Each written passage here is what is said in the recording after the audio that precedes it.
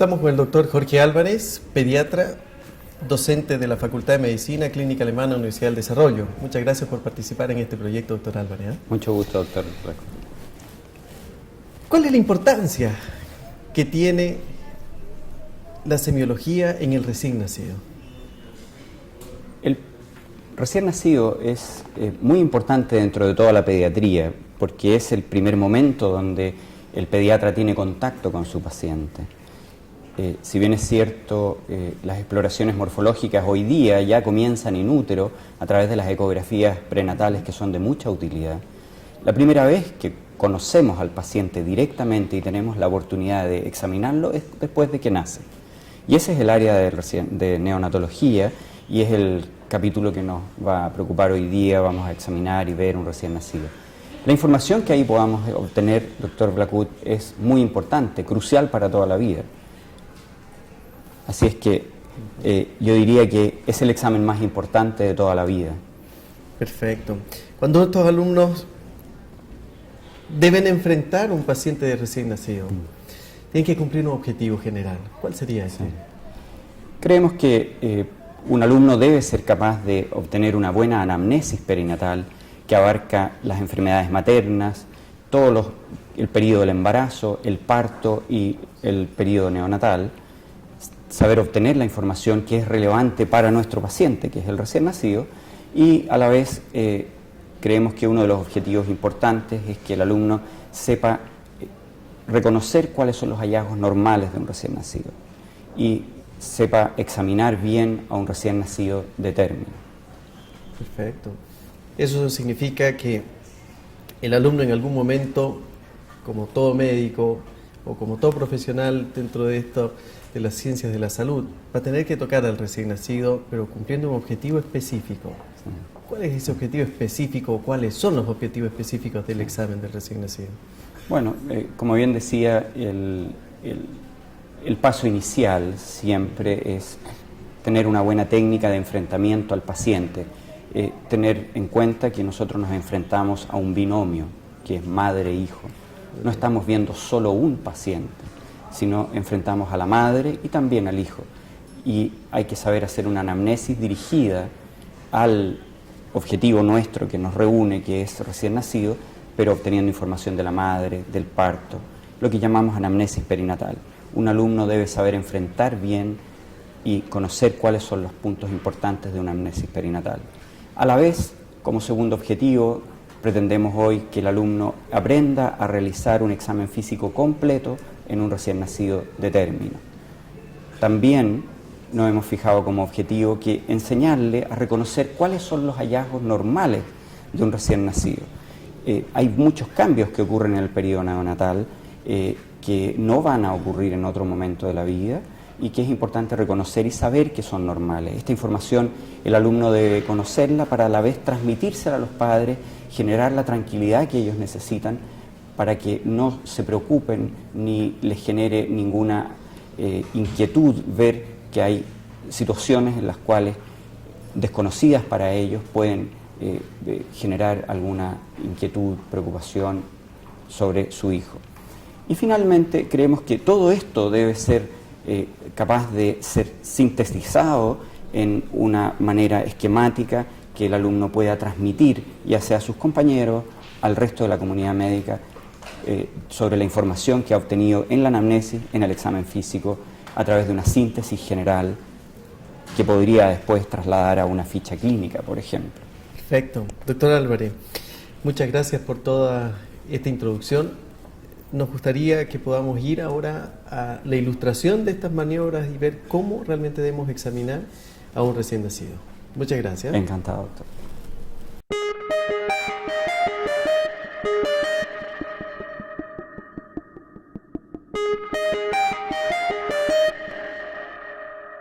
Antes de empezar a examinar al recién nacido, es importante que el alumno sepa que un recién nacido de término es aquel cuya edad gestacional al nacer se encuentra entre las 37 y 41 semanas.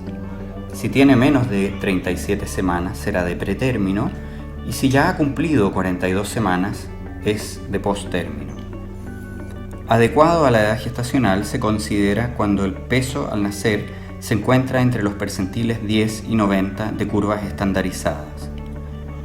Si el peso al nacer es menor al percentil 10, se considera pequeño para la edad gestacional. Si es mayor de percentil 90, grande para la edad gestacional. Una buena anamnesis perinatal que abarca las enfermedades maternas, el periodo del embarazo, el parto y el periodo neonatal, saber obtener la información que es relevante para nuestro paciente, que es el recién nacido. La madre tiene algunas preocupaciones y nosotros debemos preguntar y aliviar sus temores.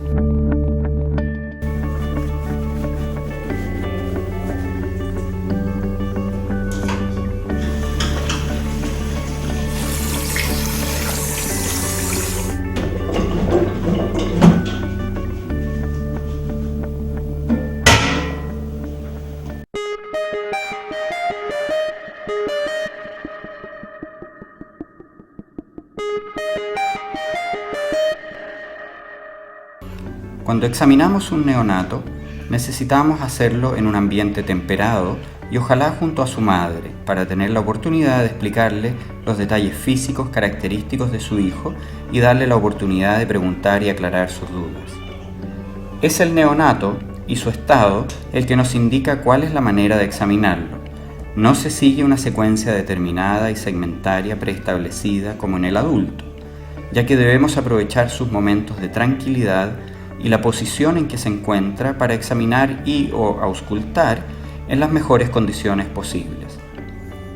En general, dejamos para el final las maniobras que puedan irritarlo, generar inquietud o llanto, para que éstas no interfieran con nuestro examen. Es la síntesis final la que nos permitirá indicar si todos los sistemas y diferentes segmentos corporales se encuentran normales. Teniendo en cuenta lo anteriormente dicho, trataremos de guiar al alumno a través de una secuencia práctica habitual de examen y trataremos de sistematizarlo lo mejor posible por razones didácticas. El primer paso en el examen es una buena inspección general. Enfrentamos a un recién nacido en posición de cúbito, supino e inspeccionamos toda la parte anterior de él. Debemos observar cuidadosamente todos los segmentos del cuerpo, la proporcionalidad entre ellos, la simetría corporal. Por ejemplo, la cabeza nos impresionará grande, ya que en el recién nacido abarca un cuarto de la longitud corporal, a diferencia del adulto, que es un séptimo. La cara es pequeña y la mandíbula está poco desarrollada, dando la impresión de un cráneo de mayor tamaño. Manos y pies también son proporcionalmente más grandes. Observamos la postura y el tono muscular. Prestamos atención a los movimientos que realiza y a su estado de alerta, su interés por el medio, y podremos explorar su respuesta a estímulos visual y auditivo. En este momento podemos estimar la edad de gestación, para lo cual utilizaremos un método simple, breve y fácil de recordar que ha sido propuesto por el autor Asher y consiste en explorar 5 parámetros, los cuales son pliegues plantares, pabellón auricular, cabello, nódulo mamario y los genitales. En un recién nacido de más de 39 semanas, existirán pliegues plantares en toda la planta. El pabellón auricular será rígido, poco deformable, con un cartílago grueso y que vuelve rápidamente cuando es plegado. El pelo será grueso y fácilmente individualizable. El nódulo mamario medirá más de 1 centímetro, a excepción de aquellos casos en que hay una restricción de crecimiento intrauterino y hay un peso bajo que pueda afectar el tejido celular subcutáneo. Los genitales, si son masculinos, tendrán un escroto pendular y arrugado y los testículos habrán descendido hasta el escroto. Los genitales, si son femeninos, tendrán labios mayores bien desarrollados y que cubren prácticamente completamente a los menores. Luego observamos cuidadosamente la piel, su aspecto y color. Al momento de nacer puede estar cubierta de vernix gaseoso, que es una sustancia untuosa de color blanquecino cuya distribución se correlaciona con la edad. Después de la transición, el neonato recibe un aseo general, por lo que al momento de nuestro segundo examen solo observaremos algunos restos de este vernix. En la zona de la frente, glabela, párpados, región perinasal, labio superior y en la nuca podremos encontrar alguna mancha salmón, la lesión vascular más frecuente a esta edad. Es de color rosado pálido, plana y de bordes irregulares. Es una lesión benigna. Sobre el dorso de la nariz podremos observar milium nasal. Este corresponde a glándulas sebáceas con su conducto excretor obstruido, que retienen la secreción, se dilatan y forman unas pápulas muy pequeñas de color blanco o levemente amarillento. En otras áreas de la superficie de la cara se pueden ver algunas pápulas de mayor tamaño, 1 a 2 milímetros, generalmente aisladas de color blanquecino, llamadas milia, y ellas son quistes de inclusión epidérmico que contienen queratina. En el resto del cuerpo podremos encontrar algunas otras lesiones benignas. La más frecuente es el eritema tóxico, que suele aparecer entre las primeras 24 y 48 horas de vida. Se caracteriza por pápulas o pústulas de 1 a 3 milímetros, rodeadas por una mácula eritematosa que tienden a confluir en placas. Es una erupción asintomática y autolimitada que dura unos 3 a 6 días. En el período neonatal se producen algunos cambios de coloración de la piel por fenómenos vasomotores, como el eritema neonatorum. El recién nacido se aprecia intensamente rubicundo en toda la superficie corporal y ocurre generalmente después de unas 6 horas de haber nacido. Otro fenómeno común de observar es el cutis marmorata o lívido reticularis, que se presenta en las primeras horas de vida como un reticulado marmóreo, violáceo, en las extremidades y en el tronco que se da en respuesta al frío. El fenómeno de Arlequín es menos frecuente. Se observa solo en un 10% de los recién nacidos. Es fugaz y se manifiesta como una diferencia de coloración entre dos mitades del cuerpo. Una aparece rubicunda y la otra pálida, separadas por una clara línea de demarcación. Por último, es muy común observar acrocianosis, que es la coloración cianótica de las manos y pies.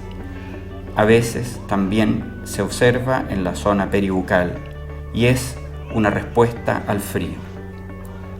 Todos los hallazgos y fenómenos que hemos descrito hasta el momento son normales en el período neonatal y no tienen implicancia patológica. Además son comunes y debemos explicar a los padres cuál será su evolución. Especial mención requiere la coloración amarilla de la piel o ictericia, por acumulación de bilirrubina, que en el recién nacido vemos con mucha frecuencia. Esta puede deberse a un fenómeno fisiológico normal o puede ser producto de alguna patología. En forma muy característica aparece primero en la cara y progresa en dirección céfalo-caudal, de una manera predecible que se correlaciona bien con los niveles sanguíneos de bilirrubina. La ictericia se evalúa mejor al comprimir la piel para aislar el color amarillo del resto de la coloración roja que aportan la hemoglobina y los vasos sanguíneos. La ictericia también compromete las mucosas y se explora en las encías y compromete también las escleras.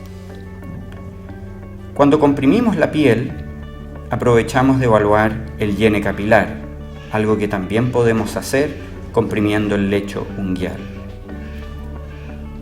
Aprovechando esta posición, se inspecciona el abdomen, donde podremos observar algunos vasos superficiales de la piel por transparencia, habitualmente en el abdomen superior, algo que es normal y que no debe preocuparnos. Si en este momento está tranquilo, aprovechamos de evaluar la respiración. En el neonato es predominantemente abdominal. Los movimientos torácicos deben ser simétricos y no debe generar ningún tipo de retracciones. La frecuencia respiratoria normal de un recién nacido varía entre 40 y 60 respiraciones por minuto. Sin embargo, durante el sueño, en que hay una mayor variabilidad, la frecuencia puede descender hasta 35 respiraciones por minuto. El neonato es respirador nasal casi obligatorio y cualquier obstrucción nasal puede generar dificultad respiratoria.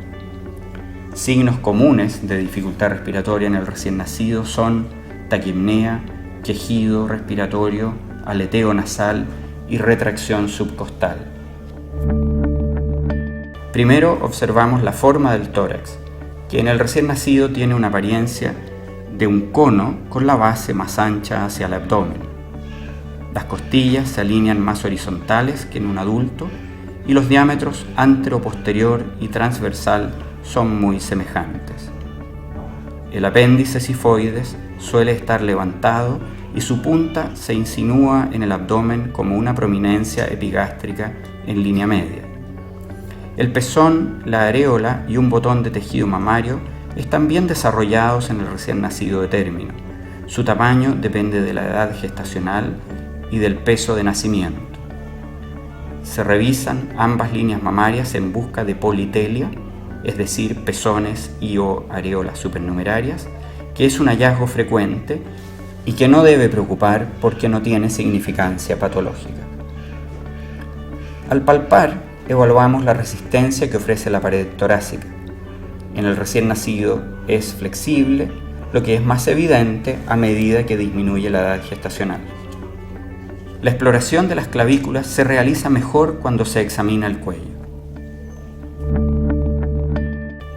Después de revisar el tórax, realizamos un examen más dirigido al área cardíaca. La simple visualización nos podrá dar una idea de la actividad precordial, que en el recién nacido puede ser muy activa durante el segundo período de reactividad después del nacer, entre 2 y 6 horas de vida. La observación de un precordio muy activo más allá de este período es sugerente de sobrecarga cardíaca. A la palpación, el choque de la punta es suave y se ubica a la altura del cuarto espacio intercostal y más cerca del borde esternal izquierdo, debido a que el ventrículo derecho es dominante a esta edad. Es importante corroborar su ubicación, ya que algunas malformaciones se acompañan de dextrocardia. En este momento aprovechamos de examinar los pulsos periféricos. Se debe palpar y comparar ambos pulsos braquiales y ambos pulsos femorales. Luego comparamos un pulso preductal, el braquial derecho, y uno postductal, alguno de los femorales. Cuando existe una coartación aórtica, por ejemplo, se palpa una diferencia en la intensidad de estos pulsos. Por último, auscultamos el corazón y palpamos un pulso periférico en forma simultánea para corroborar la sincronía entre latido y pulso. La percusión del área cardíaca es de poca utilidad en recién nacido, por lo tanto no la vamos a realizar. Corresponde a auscultar, momento en que determinamos la frecuencia y regularidad. La frecuencia cardíaca normal en un recién nacido de término fluctúa entre 110 y 160 latidos por minuto. Una frecuencia bajo 100 se considera bradicardia, sobre 180 taquicardia. Dado que el segundo ruido cardíaco es más intenso, la frecuencia cardíaca es alta y que sístole y diástole tienen una duración parecida, el ritmo cardíaco se asemeja al tic-toc de un reloj. El primer ruido se ausculta como de costumbre mejor en el ápex, pero la alta frecuencia cardíaca hace muy difícil diferenciar sus dos componentes, mitral y tricuspidio, por lo que cualquier desdoblamiento del primer ruido debe hacernos pensar que estamos frente a un cuarto ruido, un clic o un tercer ruido cardíaco. El segundo ruido es más fuerte que a otras edades debido a un componente pulmonar acentuado por hipertensión pulmonar y a la proximidad de las válvulas semilunares con la pared torácica. Se ausculta de preferencia en los focos aórtico y pulmonar, pero debido a su intensidad aumentada y a lo pequeña que es el área de auscultación cardíaca, lo podremos escuchar bien en todos los focos, incluido el ápex. El segundo ruido se encuentra apenas desdoblado debido al cierre más temprano de la válvula pulmonar y nos puede dar la falsa impresión de un ruido único. Con frecuencia se puede auscultar un pequeño soplo cardíaco en el período neonatal, que puede ser normal. Estos soplos fisiológicos, originados en el ductus arterioso, en las ramas de la arteria pulmonar, la válvula pulmonar misma o la pared del ventrículo izquierdo, siempre son de baja intensidad, 1 a 2 en una escala de 6, poca irradiación y transitorios. Sin embargo, aunque existan algunos soplos que son considerados normales, es importante señalar que el alumno debe tener un alto índice de sospecha de malformación cardíaca cuando ausculte un soplo en el período neonatal y debe evaluar otros signos físicos para descartar una enfermedad cardíaca. Después del examen cardíaco, realizamos la auscultación pulmonar.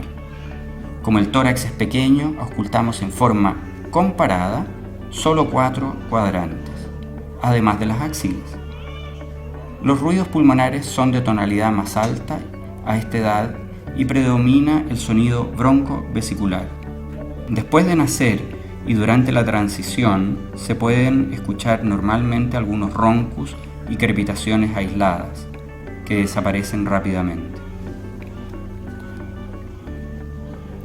Si los ruidos están muy apagados, hay que sospechar la presencia de un neumotórax y, con una maniobra simple de transiluminación torácica, complementar nuestra exploración. La cabeza atrae nuestra atención y debe ser examinada en detalle. La mayoría de las malformaciones, deformaciones o variaciones de la normalidad afecta a la cabeza. Por lo tanto, un buen examen nos puede arrojar información relevante, muy útil en el diagnóstico. Al inspeccionar debemos observar su forma, tamaño y ubicación de los puntos de referencia óseos más importantes. Al palpar los tejidos blandos, podremos identificar a su vez la presencia de edema o hematomas que son comunes después del parto. Entre ellos, los más frecuentes de encontrar son el caput succedaneum, el cefalohematoma y el hematoma subgaleal. El caput succedaneum, también llamado bolsa serosanguínea, se ubica en el polo de presentación, habitualmente cefálico y occipital, y corresponde a una zona de edema subcutáneo de contenido serosanguíneo. Es de bordes mal delimitados, de forma redondeada, sobrepasa los límites de las suturas y presenta el signo de la fobia característico de cualquier edema. Es un fenómeno normal del parto y se resuelve gradualmente durante las primeras 48 a 72 horas de vida. La superficie de la piel de la zona afectada puede encontrarse equimótica y presentar algunas petequias. El cefalohematoma es una colección sanguínea ubicada entre el periósteo y la tabla externa de uno de los huesos planos del cráneo, habitualmente en el extremo occipital de uno de los parietales. Puede ser uni o bilateral. No siempre es evidente al nacer, ya que se trata de un sangrado lento, de instalación progresiva y que alcanza su mayor tamaño y tensión al cuarto o quinto día de vida. Al examen se aprecia como una masa redondeada, de bordes bien definidos, que no traspasa las suturas ni los límites del hueso de la zona comprometida, de consistencia blanda, fluctuante por su contenido líquido y puede ser discretamente dolorosa a la palpación. Alrededor del quinto día aparece un reborde solevantado que recorre el perímetro del cefalohematoma, de consistencia firme, originado por reacción osteogénica y que puede dar la falsa impresión de hundimiento. El hematoma subgaleal afortunadamente es menos frecuente y se debe a la ruptura traumática de vasos sanguíneos bajo la aponeurosis epicránea. Puede dar origen a un gran hematoma de rápida progresión, se palpa como una masa grande de bordes mal definidos que abarca gran parte del cráneo, de consistencia blanda, fluctuante, donde es posible encontrar el signo de la ola y no se encuentra el signo de la fobia. Es discretamente sensible a la palpación. El tamaño del cráneo se evalúa mediante la medición del perímetro craneano. Refleja el tamaño de la cabeza y se correlaciona con el tamaño cerebral. La técnica correcta de realizar la antropometría se revisa en otro capítulo de esta serie pediátrica. La cabeza es de forma esférica a ovalada, cuyo diámetro anteroposterior es mayor que el transversal. Examinamos las suturas y las fontanelas. Las suturas se palpan a lo largo de su longitud, ejerciendo una leve presión alternadamente en cada hueso. De esta manera verificamos que se encuentren libres y no osificadas. De igual forma, debemos explorar las fontanelas, su ubicación, tamaño, consistencia y actividad. Normalmente se palpan 2 de las 6 fontanelas en el recién nacido de término. La más grande es la fontanela anterior o bregma, que está ubicada en la confluencia de los 2 huesos frontales con ambos parietales. Tiene una forma de rombo, en promedio mide 2 a 3 centímetros en su diámetro transverso, es de consistencia firme, depresible y se encuentra al mismo nivel que las láminas óseas. Observada cuidadosamente, se aprecia que tiene actividad pulsátil en reposo y protruye levemente durante el llanto.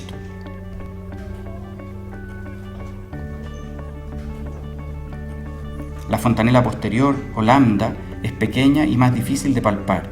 De forma triangular, se forma en la confluencia de los huesos parietales con el occipital. Habitualmente mide medio centímetro en su diámetro mayor. Observamos el pelo y debemos evaluar la cantidad, calidad, color, límites de implantación, presencia y ubicación de remolinos, hallazgos especiales como alopecia. Numerosos remolinos en ubicación atípica se asocian a alteraciones en el desarrollo cerebral. La implantación baja occipital o frontal es propio de algunas genopatías. La facie puede ser muy característica en algunas enfermedades y la experiencia del examinador ayudará a reconocerlas. La observación debe ser hecha tanto en reposo, relajada, como durante el llanto, momento en el que puede aparecer alguna asimetría producto de una parálisis facial secundaria a traumatismo del parto. La nariz es pequeña, en forma de pirámide, el puente nasal es bajo. Se debe evaluar la permeabilidad de las fosas nasales ocultando cada narina con la membrana del estetoscopio.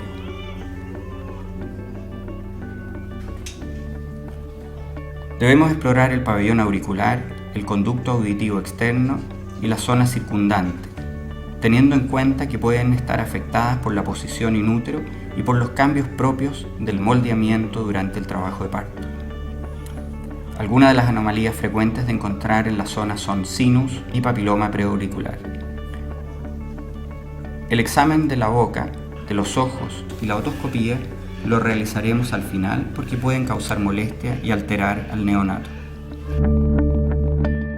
Este es corto y difícil de examinar, sin embargo debe ser simétrico y tener una amplia movilidad. La piel debe ser concordante con el tamaño y volumen del cuello. A veces es redundante y forma un verdadero cuello alado o pterygium colli, más evidente en el dorso. Hay que buscar dirigidamente pequeñas depresiones y sinus que habitualmente se ubican siguiendo el borde interno del músculo esternocleidomastoideo y corresponden a remanentes embrionarios de los arcos branquiales. En la línea media se puede encontrar un nódulo de tamaño variable, habitualmente menor a 1 centímetro de diámetro, de consistencia firme y que se desplaza con la deglución. Corresponde a un quiste tirogloso. Si se produce una tortícolis congénita, en el tercio medio del músculo esternocleidomastoideo, se puede encontrar una masa de consistencia firme, fibrosa y firmemente adherida, Es indolora y suele medir entre 1 y 2 centímetros. La fractura de alguna de las clavículas es muy frecuente durante el parto, especialmente si el feto es grande. Se describe en 1 a 3% de los partos, por lo que el examen de ellas debe ser muy cuidadoso. Recomendamos 2 maniobras para su exploración. La primera es bimanual. El examinador se ubica frente al neonato y apoya los dedos índice y medio de cada una de sus manos sobre el extremo distal acromial de cada una de las clavículas. Ejerce una leve presión y recorre la superficie del hueso de distal a proximal, desplazando alternadamente los dedos como si caminaran sobre él. La segunda maniobra se realiza con una sola mano. El examinador se ubica frente al recién nacido y apoya la yema de los dedos índice y medio de su mano dominante sobre el extremo distal de cada una de las clavículas. Ejerciendo una leve presión, los desliza sobre la superficie del hueso en dirección proximal hasta alcanzar el borde del manubrio.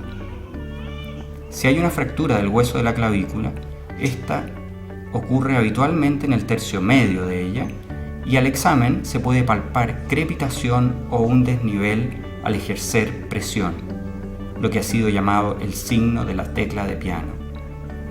Es dolorosa y el recién nacido puede evitar mover el brazo del lado afectado. También es frecuente ver que se asocia a parálisis braquial ipsilateral. En las primeras horas, el abdomen es cilíndrico, plano y poco prominente, al encontrarse aún libre de aire. Junto con las primeras respiraciones, el aire es deglutido, llega al estómago y el hemiabdomen superior aparece más distendido. A medida que el aire progresa por el intestino, el abdomen va adquiriendo una forma más globulosa y prominente, muy característica del período neonatal, con un diámetro transversal mayor que el anteroposterior. La pared abdominal es delgada y la musculatura hipotónica, y es frecuente visualizar algunas ondas de peristalsis. Es muy común que los músculos rectos abdominales estén separados en la línea media, la llamada diástasis de los rectos, que se puede palpar con mucha facilidad. El cordón umbilical se encuentra ubicado en el centro del abdomen. Contiene 3 vasos sanguíneos, 2 arterias y una vena. La vena se reconoce porque es de pared delgada y tiene un lumen mayor que el de las arterias. El hallazgo de una arteria umbilical única es frecuente, pero debe alertar al alumno porque puede asociarse a otras malformaciones. Muchas veces la piel se repliega alrededor del cordón en su base, lo rodea y lo acompaña en los primeros centímetros, lo cual se conoce como ombligo cutáneo, algo frecuente y normal. Al auscultar es muy probable que encontremos pocos ruidos aéreos en las primeras horas de vida, ya que el intestino se encuentra aún poco aireado. La palpación del abdomen en el recién nacido se ve facilitada porque, como dijimos, la pared es delgada e hipotónica.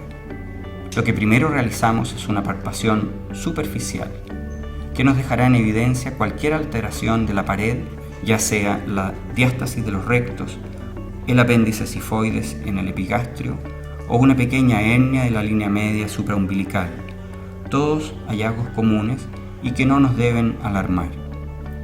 Luego realizamos una palpación más profunda en busca de masas, recorriendo los 4 cuadrantes del abdomen. Esta maniobra se debe realizar con suavidad, ya que puede provocar un aumento de la presión arterial sistémica. En línea media podremos palpar el pulso aórtico. Una vez hecha la palpación superficial y profunda, nos dirigimos a palpar las vísceras, donde el hígado acapara nuestra atención. El hígado es el órgano más grande de la cavidad abdominal y en el recién nacido más grande aún, ya que cumple una función hematopoyética importante en la vida fetal. Ocupa gran parte del hemiabdomen superior, ya que su lóbulo izquierdo es grande y se puede proyectar hasta pasado la línea media clavicular izquierda. Nos interesa medir por sobre todo su proyección sobre la pared tóraco-abdominal, que en el recién nacido de término es en promedio de unos 6 centímetros.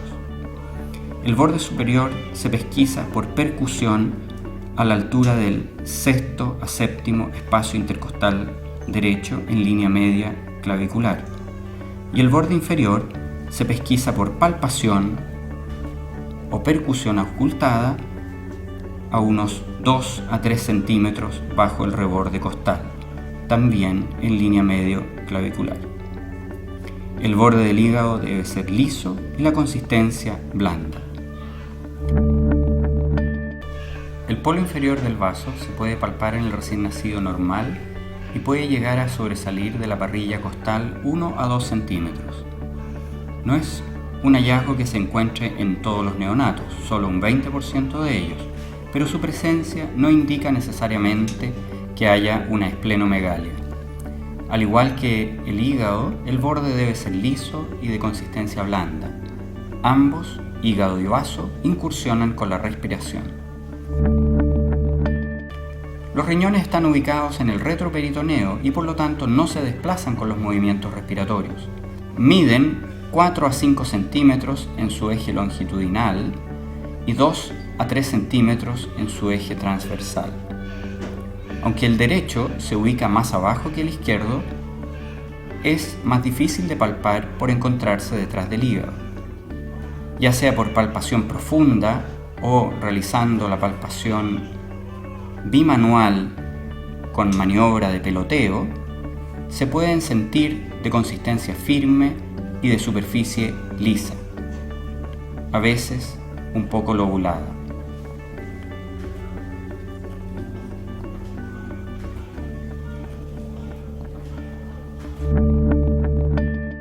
La cúpula vesical se palpa y percute con facilidad cuando la vejiga está llena en el hipogastrio. Si bien en este momento la secuencia lógica sería continuar con la región inguinal y genital, esta parte del examen puede contaminar las manos y la dejamos para el final.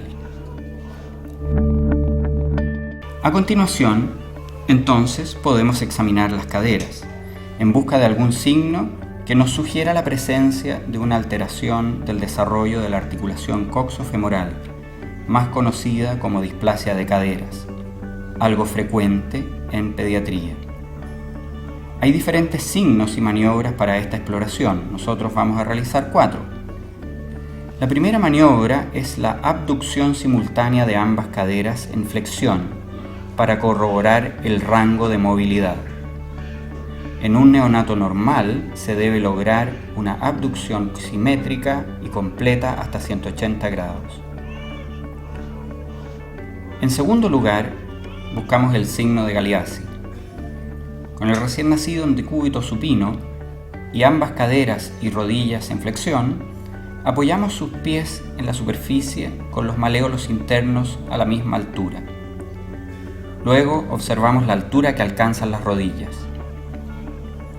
El signo es positivo si hay asimetría en la altura de las rodillas y la que se encuentre más baja corresponde al lado luxado.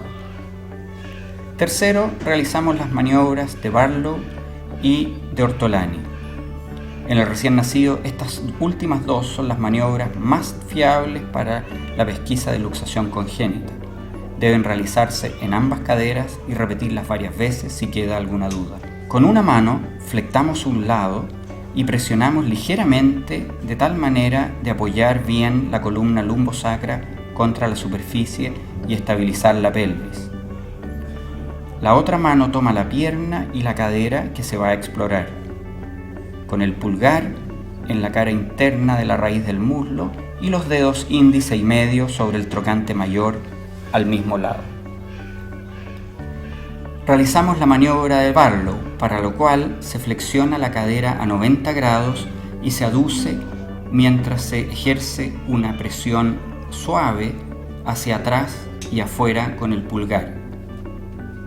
Si se percibe el deslizamiento de la cabeza femoral fuera del acetábulo, el signo es positivo. A continuación, realizamos la maniobra de reducción de Ortolani. Se abduce, para lo cual se ejerce una presión suave hacia arriba y adentro sobre el trocánter mayor, con los dedos índice y medio de la mano que examina. Si se siente un clank y se percibe la recolocación de la cabeza femoral antes luxada, la maniobra de Ortolani es positiva. Ahora vamos a examinar las extremidades. Con el neonato aún en posición supina, se debe evaluar la postura, movimiento, simetría y proporcionalidad de los segmentos de cada una de las 4 extremidades. Se evalúa el rango de movilidad, el tono muscular, textura de los tejidos y la masa muscular. Observamos con detención las manos. Hay que revisar los pliegues palmares, contar los dedos, la forma de implantación y separación entre ellos, revisar cada una de las falanges y su movilidad, la presencia, largo y calidad de las uñas. En las extremidades inferiores encontramos habitualmente un genu varo fisiológico después del nacimiento que puede llegar a los 10 grados, y las tibias se encuentran incurvadas al nacer, en concordancia con la posición intrauterina. En posiciones inútero en nalgas, esto puede variar dependiendo cuál sea la modalidad de ella. Lo primero que observamos es la piel del dorso, donde encontramos con frecuencia una mancha mongólica. Se trata de una mácula pigmentaria habitualmente grande, de color gris azulado, bordes irregulares y localizada preferentemente en la región lumbosacra y glútea. También puede ubicarse en otras zonas del cuerpo, como las extremidades y hombros. Es una lesión benigna que no debe preocupar y que desaparece dentro de los 2 primeros años de vida. También nos llamará la atención la presencia del lanugo fetal, un pelo fino y de color claro que se distribuye por todo el cuerpo, aunque en recién nacidos de término es más evidente en los hombros y el dorso. Se puede apreciar mejor si se observa contraluz. Es normal y durante los primeros meses será reemplazado por vello. El examen de la espalda también incluye la inspección de la simetría de ambos lados, posición y ubicación de ambas escápulas, forma e integridad de la columna. Luego se debe palpar la columna y todos sus cuerpos vertebrales. Generalmente aprovechamos en este momento para ocultar también los segmentos dorsales de los campos pulmonares. Es de especial interés describir las lesiones de la piel que se encuentran ubicadas en la línea media en directa relación con el eje de la columna. Nevus, hemangiomas, acúmulos de pelo, fositas, masas y protuberancias, ya que ellas se asocian con mayor frecuencia a lesiones de la columna y médula espinal subyacente. En la zona sacrocoxigia y generalmente en el pliegue interglúteo se encuentra con frecuencia un orificio pequeño de profundidad variable y que debe ser inspeccionado para verificar el fondo. Es la llamada fosita pilonidal. Esta debe ser diferenciada de un seno espinal, que es una variedad de disrafismo espinal, donde existe una comunicación entre la piel y el sistema nervioso. El seno espinal se ubica con mayor frecuencia en la zona lumbar sobre el pliegue interglúteo. También en la zona lumbar se puede encontrar una masa cubierta de piel de tamaño variable que puede corresponder a un mielomeningocele. El examen neurológico se puede ver influenciado por el estado de sueño, vigilia, por la alimentación, depende de las horas posparto y de otros múltiples factores que el alumno deberá tener en cuenta al momento de realizar la exploración. No todos los recién nacidos requieren un examen largo, acucioso y detallado que es complejo de realizar y está fuera del alcance de nuestro capítulo. No obstante, veremos algunos aspectos básicos que todo alumno debe conocer. Recordemos que gran parte del examen neurológico ya lo hemos ido realizando mientras vamos explorando otros sistemas. El tono muscular pasivo, predominante en un neonato de término maduro, es de hipertonía y flexión. En forma espontánea, tiende a adoptar la posición fetal, con el tronco y la cabeza en flexión ventral, pelvis y las 4 extremidades también flexionadas. Las manos estarán empuñadas. La extensión forzada de las extremidades ofrece bastante resistencia. En posición supina, moviliza las 4 extremidades libremente y gira la cabeza. El examinador debe lograr que la cabeza rote con facilidad en ambos sentidos hasta que el mentón alcance el hombro, y la movilidad de la cabeza también debe ser explorada en ambos sentidos y corroborar que sea simétrica. Realizamos algunas maniobras para evaluar el tono muscular pasivo, como la prueba de la bufanda.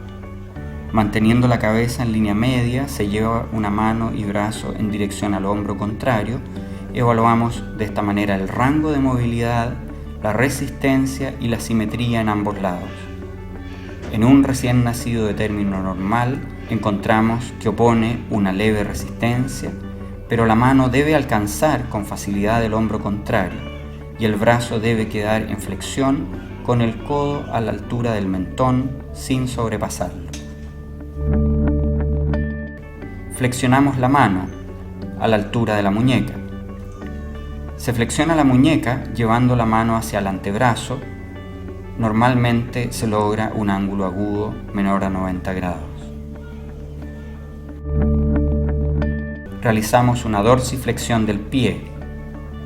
Es normal que en flexión máxima el dorso del pie llegue a tocar la cara anterior de la pierna. También podemos evaluar la resistencia a la extensión de brazos. Se extiende ambos brazos en forma simultánea a nivel de los codos y se sueltan al mismo tiempo. Se evalúa la velocidad con que ambos se devuelven a la posición de flexión. Al levantarlo con una mano, asido del tronco en posición de suspensión ventral, la cabeza se extiende levemente en dorsiflexión y las extremidades penden en flexión moderada. Si estas cuelgan flácidas, sin flexión, es señal de hipotonía. Después de evaluar el tono muscular pasivo, examinamos el tono muscular activo o la fuerza, y para ello realizamos algunas pruebas específicas, como por ejemplo prensión palmar. Si se le ofrece un objeto o un dedo de la mano del examinador, el recién nacido lo aprehende firmemente con todos los dedos de su mano por varios segundos. Se debe examinar ambas manos en forma simultánea y la fuerza de prensión debe ser igual en ambos lados. Tracción de los brazos. Después de obtener una buena prensión palmar, hay que levantarlo hacia adelante para que él flexione sus brazos y el cuello. La respuesta completa normal consiste en que el neonato debe hacer fuerza, flexionar los brazos y el cuello. Luego, exploramos algunos reflejos llamados primarios o primitivos. Son característicos del periodo neonatal. Están presentes desde las primeras semanas de la vida fetal y desaparecen gradualmente a lo largo de los primeros meses, según una secuencia predecible. Un reflejo importante es el reflejo de búsqueda. Este es de supervivencia básica. Se explora estimulando la piel por fuera del ángulo de la boca, habitualmente con el dedo del examinador. El neonato busca, mueve los labios, extrae la lengua y gira la cara en dirección al punto estimulado. Podemos explorar el reflejo tónico cervical asimétrico, también llamado reflejo del esgrimista. En posición supina, se gira lentamente la cabeza hacia un lado hasta que el mentón alcance el hombro y se mantiene en esta posición por al menos 15 segundos. La respuesta normal consiste en extensión del mentón, extensión de ambas extremidades del lado hacia el cual se ha girado la cara y flexión de las dos extremidades contrarias. Se debe explorar en ambos sentidos en busca de simetría. Este es un reflejo que también se puede observar cuando el neonato mueve la cabeza en forma espontánea.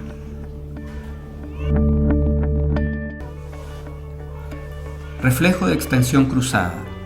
En posición supina, manteniendo una pierna extendida, se estimula la planta del mismo pie. La pierna contraria primero se flexiona, luego se aduce y por último se extiende. La respuesta de aducción es la más esquiva y solo se obtiene en neonatos que ya han cumplido 40 semanas de gestación. Prensión plantar. Con el neonato en posición supina, se debe presionar con el dedo sobre la almohadilla anterior del pie en la región de la base de los ortejos. La respuesta normal es de flexión de los ortejos sobre el dedo del examinador. Podemos aprovechar de explorar en este momento el reflejo de Babinski, que aunque no se trate de un reflejo primario, su presencia es normal en el recién nacido. La dorsiflexión del ortejo mayor es el componente más importante y se obtiene con facilidad. En cambio, la extensión en abanico del resto de los ortejos es menos consistente. Lo único importante es que debe ser simétrico. Por último, el reflejo moro o de sobresalto. Este reflejo se puede provocar de varias maneras. Vamos a explorar una de las más usadas. Estando el neonato en posición supina, se debe tomarlo de las manos y levantarlo ligeramente extendiendo los brazos en abducción hasta que los hombros hayan despegado de la superficie de la camilla. Luego hay que soltarlo bruscamente dejándolo caer. La respuesta normal es en dos tiempos. Primero se produce la abducción simétrica de los brazos, extensión de los antebrazos y la apertura de las manos. Luego, en un segundo tiempo, se produce una aducción de los brazos, flexión de antebrazos y empuña las manos. A veces, al final del reflejo, se produce un llanto o el recién nacido esboza una mueca.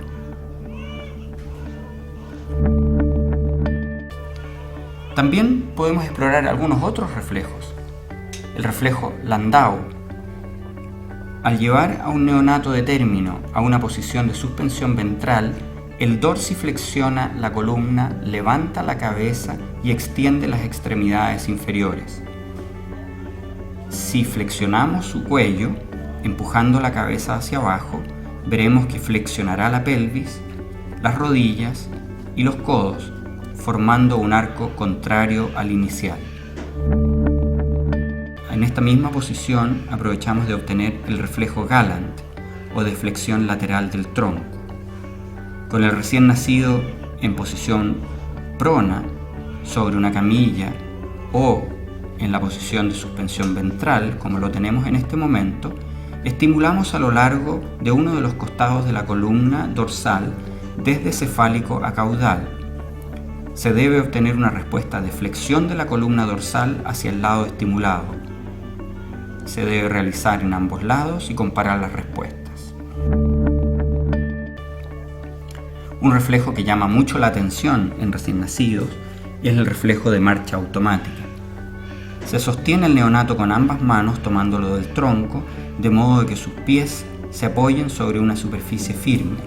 Se inclina ligeramente hacia adelante y se verá que aparecen algunos movimientos alternados de flexión de las rodillas, que semejan una marcha automática.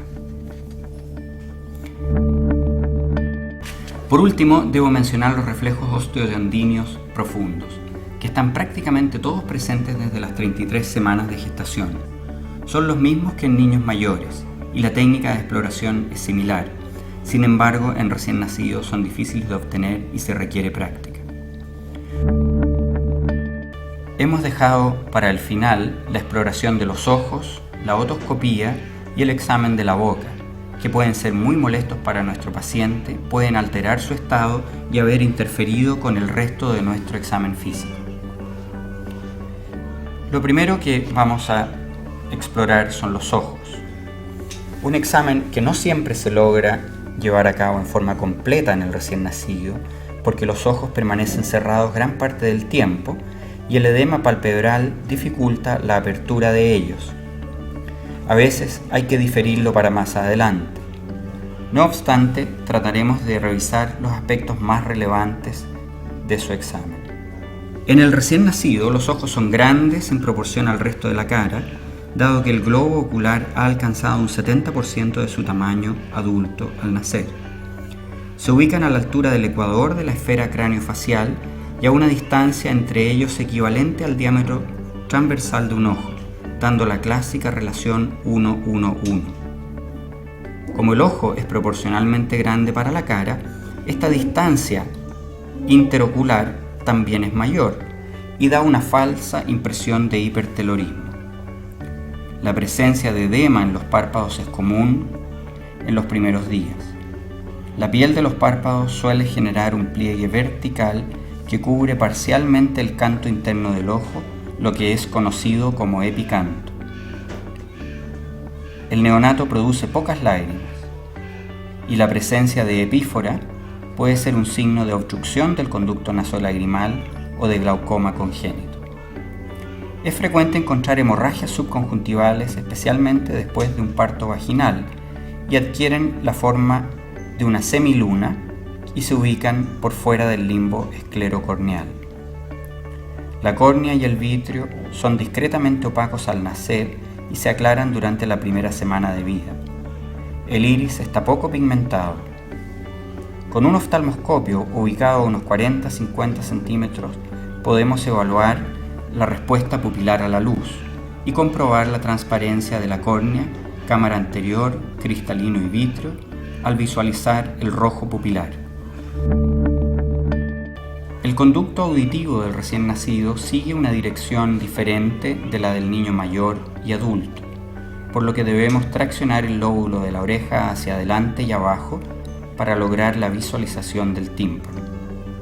El tímpano se encuentra en un ángulo diferente y es difícil de observar, pequeño, pero uno debe encontrar un reflejo luminoso que, aunque menos intenso que en el niño mayor, debe estar siempre presente en ambos lados. Es el momento de examinar la boca. Su tamaño es muy variable. Llama la atención muchas veces que en el centro de la mucosa del labio superior se puede observar un engrosamiento mucoso que corresponde a un callo de succión. También es habitual encontrar en el labio superior un frenillo ancho.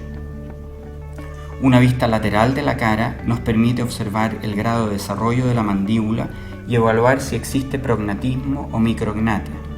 La mandíbula y la mordida podrán estar desviadas en los casos en que haya una posición asimétrica de la cabeza in útero, llamada asinclitismo. En la mucosa de la boca es normal encontrar algunos quistes de inclusión epitelial que se ubican en el rafe medio del paladar duro, las llamadas perlas de Epstein, o sobre las encías, los llamados nódulos de Bone. Aunque poco frecuente, se pueden presentar dientes en el período neonatal. La lengua debe caber fácilmente en la cavidad oral y normalmente está adherida al piso de la boca por un frenillo que es más corto y tenso que en el niño mayor. Con la ayuda de un bajalengua exploramos el polo posterior de la boca. El paladar blando es delgado y corto, la úvula pequeña y también corta. Las amígdalas casi no se ven dado su escaso desarrollo a esta edad. Es importante en el examen de la boca descartar fisuras de paladar, para lo cual se debe realizar una palpación. Protegido por un guante quirúrgico, introducimos un dedo y junto con palpar el paladar en toda su extensión, aprovechamos en este momento de evaluar el reflejo de succión.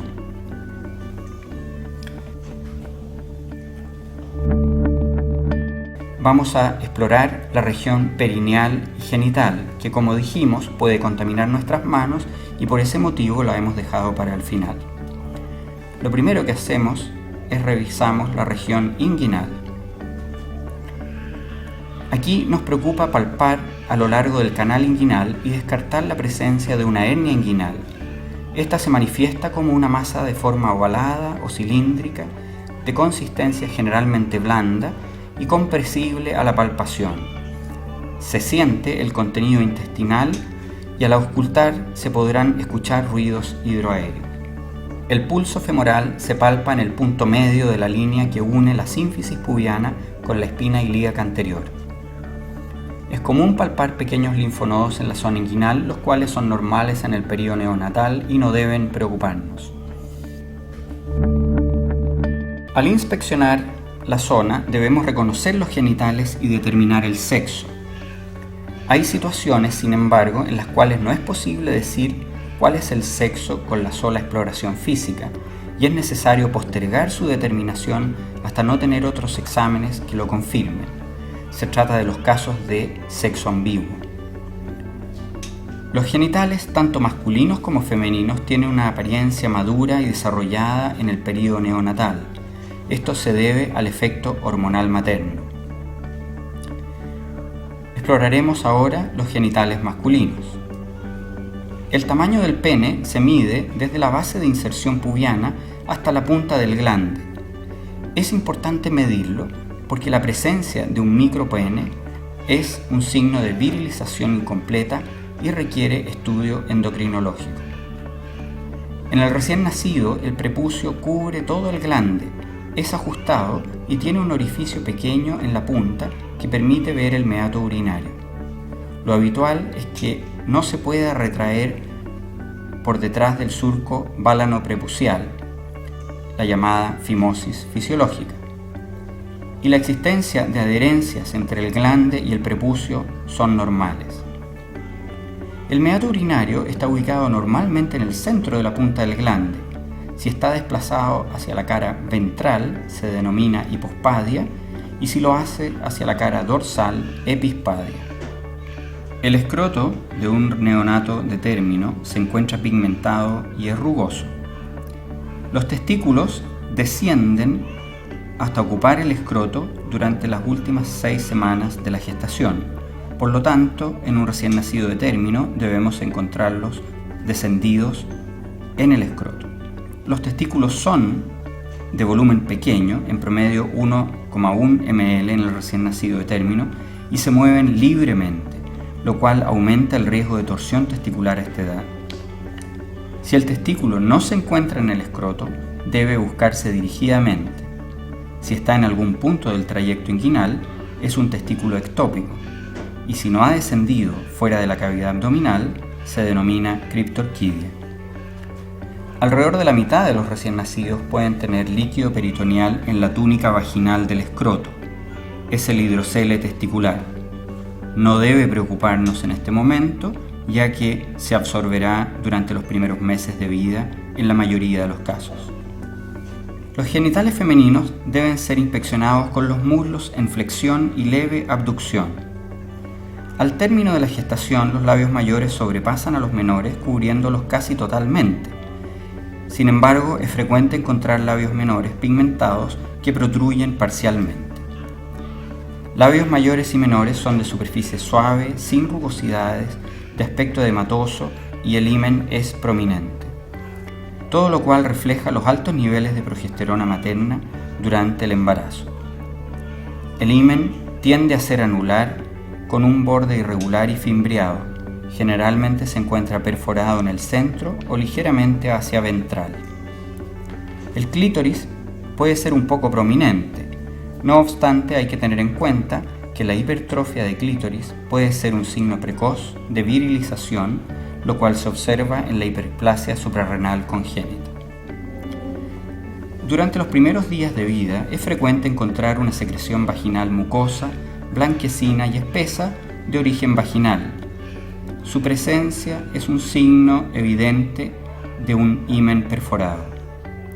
También se puede producir un sangrado vaginal al 4º o 5º día de vida, que puede durar entre 2 y 4 días y es un fenómeno normal que debe ser advertido a los padres porque causa generalmente alarma y explicar que se trata de una pseudomenstruación. El orificio anal se encuentra en la línea media del perineo y en la mitad posterior del área comprendida entre la punta del coxis y la horquilla vaginal en la mujer o la inserción del escroto en el hombre. El reflejo anal se obtiene estimulando con una tórula de algodón la piel perianal. La respuesta normal es la contracción del esfínter externo y a veces se genera pujo.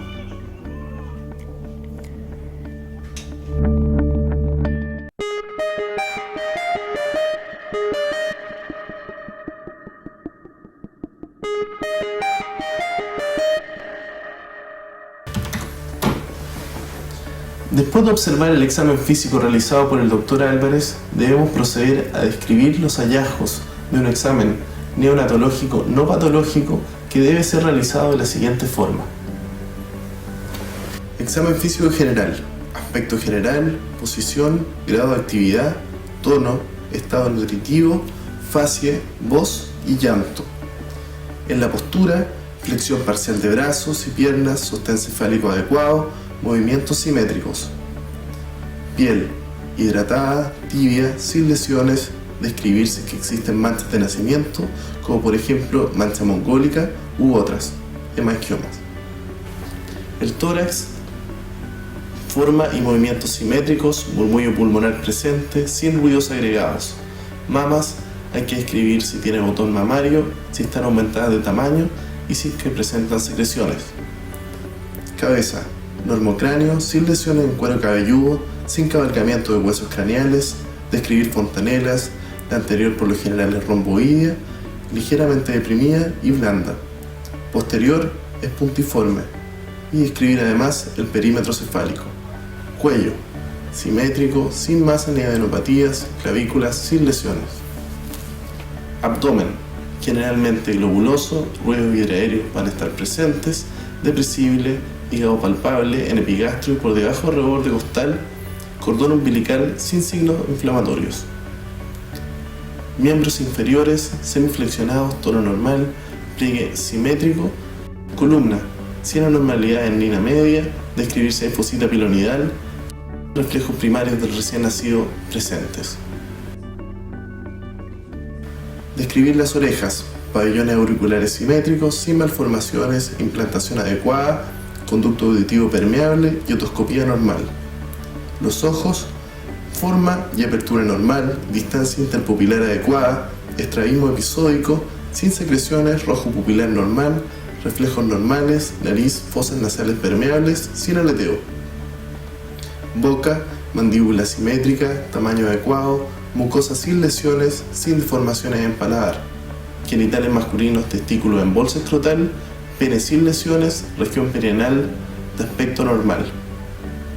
Genitales femeninos, sin malformaciones, describir si hay presencia de secreciones, describir región perianal, que en este caso es de aspecto normal. Miembros inferiores, semiflexionados, tono normal, pliegue simétrico. Con esto finalizamos el capítulo de neonatología.